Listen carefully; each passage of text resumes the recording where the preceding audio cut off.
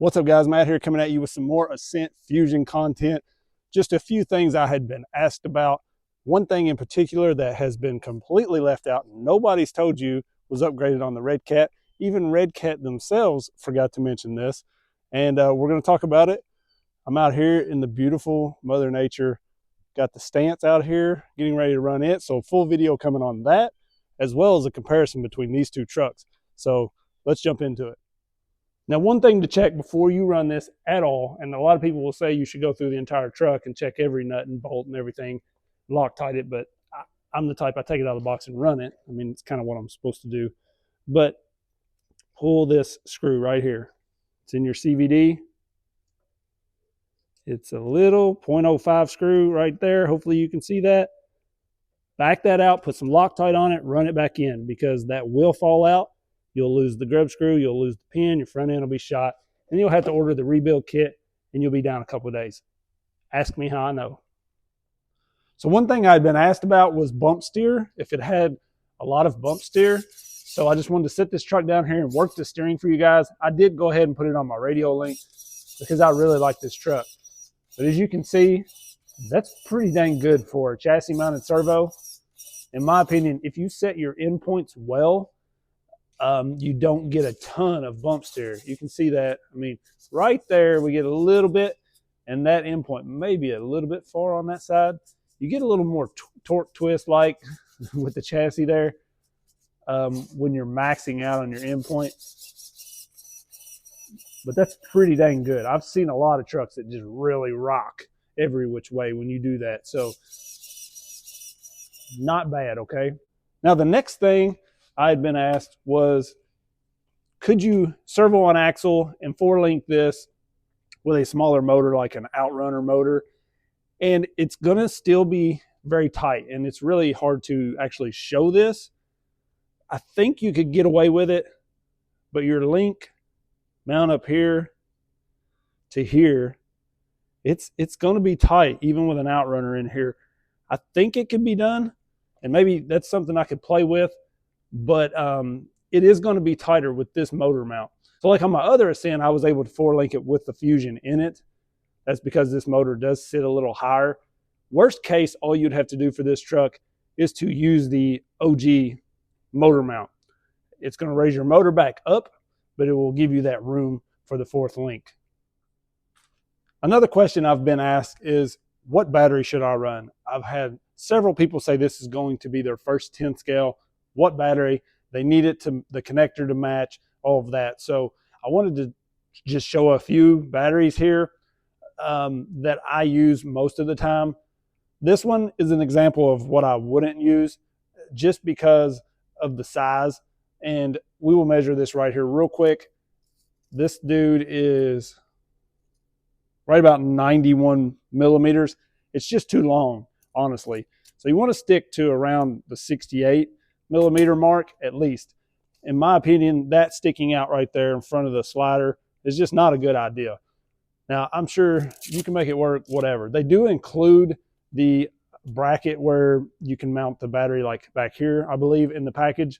But with a half cab, you don't want to see the battery back there, right? So these other options are pretty good. This is another one that you would have to change your connector or get an adapter because this is an IC3. It just doesn't plug up. But these are pretty good packs as well. I just have the one because I ended up with it in a trade or something. I don't know. But they work pretty well, and I'll link all of these in the description. This battery here is a turnigy. I usually use these on like my bully because the battery sits on the axle, and it's pretty good and small. These are a little harder to come by now. I used to get these from Hobby King, and then Hobby King kind of went down the drain, so I just quit dealing with them. But these will work fine. You can see very small battery. It's an 800 mAh. So honestly, you're probably going to get 30, 45 minutes, I would say, out of this. Don't hold me to this, guys, because it varies. I mean, if you're one of those people that stands around and talks a lot while you're running, then you may get longer. If you're just nonstop running, you may get less. So these packs right here are what I usually recommend to everybody. Now these, I can get away with a pretty good long day of crawling with 2 to 3 of these usually. These things just run forever. they're very good. I mean, this one is old. I've personally never had one of these die. Now, I know of a few people who have killed these and had a couple issues with them, but me, myself, I've never had one of these packs right here die. Now, I've had 6S Zees and stuff like that that I've killed, but this one right here, these things are great, and it fits very well on the slider. I mentioned before, I like to put a piece of Velcro on the bottom here of the battery, and then that sits in there pretty well. Usually what I do is have a band here to sort of hold the balance lead back, and then I'll just strap it like that, or I'll pull this back and strap it underneath the pier as well. That way it's held in place, it's not going to get into the spur, and then you can just plug that up like that.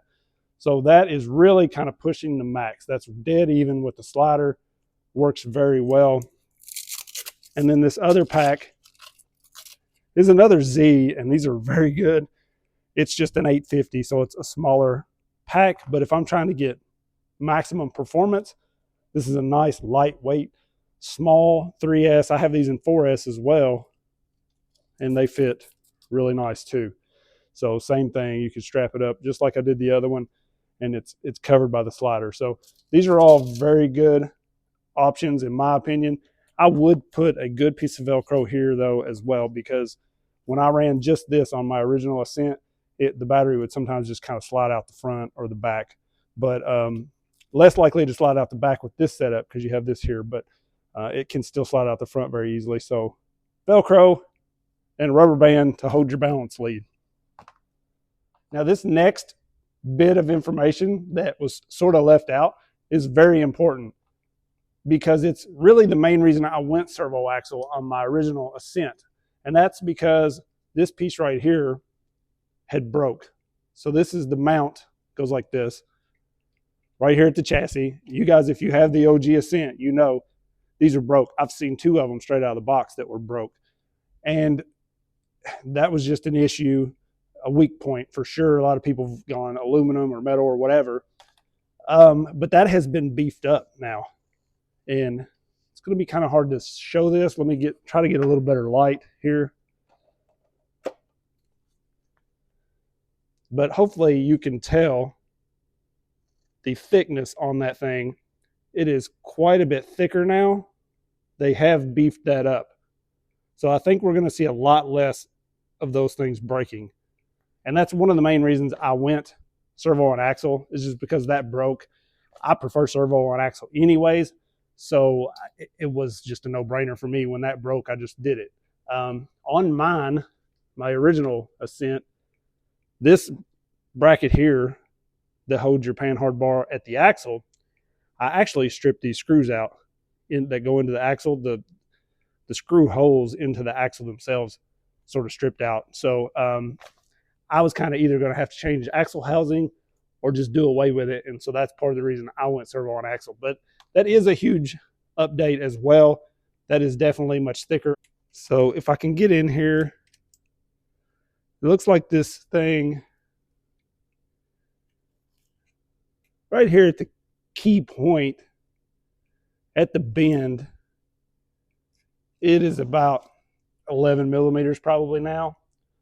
Whereas this one right here, you can see, look at that, it's not 11 millimeters anywhere. So a big difference in the thickness of this bracket. So I tried this little drop line right here over and over with this truck. It's just because I knew it was possible, but this thing took an absolute beating in the process. And I'm not lying when I say I tried this probably 30 times to finally get it.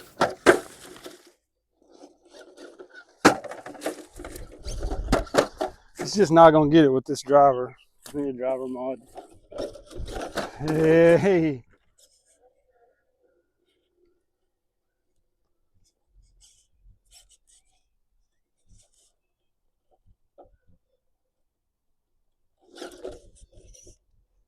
Yes. Good grief. It took me about 30 tries, but it is possible. Oh no. I just seen it. So I came back to the truck to swap out the rod end that I broke, and that just kind of led one thing into another, because the actual threads on the end of the stock link here was bending. I'll put a picture up here so you can see it. So I didn't want to just throw a rod end on that and then go back and it just break the link. So I ended up putting these on here. I'll put them on the screen. I'll link them in the description. These do work. You have to change out the rod ends as well because they are a larger thread diameter than the stock. That's one weak point, I believe, on these links. The thread diameter is tiny and they do like to bend and break. So I went ahead and beefed up these rear links. They are high clearance now. So look at that. We've got a lot of clearance in that rear, and seemed to work out pretty good. Not bad for out here, the back of the truck. So I rushed around to try to get this thing back together using the parts I had. Luckily, I had my Ascent bin that has some extra parts and rod ends and that sort of thing. And I had bought these links a long time ago for my original Ascent when I had that issue with them as well. And I think these links actually fit very well. I never put them on my OG Ascent because I ended up stretching that thing. These do fit more of the stock wheelbase. So they work really well. I like the looks of them. They fit well, and I'm pretty pleased with them so far. I haven't beat on them like crazy yet, but hopefully they'll be stronger. They're a little bit beefier, like I said. So I really like these links. I'll link them in the description, as well as the rod ends that you need. So if you're interested in throwing those on, you can pick up a set. I appreciate you using the link. Overall, just having a blast with this truck. This thing is unbelievable for an RTR. Just insane. This line here, very impressive. The Fusion in this, super smooth. The tires are even doing well. I'm probably going to change those eventually and just kind of play around with this thing, see what all lines I can get with even a little more weight and better tires probably. But these are pretty solid. I just wish I had some dual stage foams in there. But overall, obviously, this truck is just really good. So you guys let me know what you think. I appreciate you sticking around. I'll link the truck and everything in the description. If you use those links, it does help out the channel, and I greatly appreciate it. Peace.